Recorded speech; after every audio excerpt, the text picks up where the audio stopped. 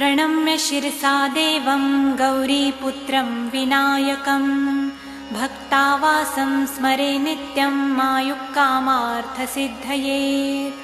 प्रथमं वक्रतुण्डं च एकदन्तं द्वितीयकं तृतीयं कृष्णपिङ्गाक्षं गजवक्त्रं चतुर्थकं लम्बोदरं पञ्चमं च षष्ठं विकटमेव च सप्तमं विघ्नराजेन्द्रं धूम्रवर्णं तथाष्टमं नवमं भालचन्द्रं च दशमं तु विनायकम् एकादशं गणपति द्वादशं तु गजाननं द्वादशैतानि नामानि त्रिसन्ध्यं यः पठेन्नरः न च विघ्नभयं तस्य सर्वसिद्धिकरं प्रभो।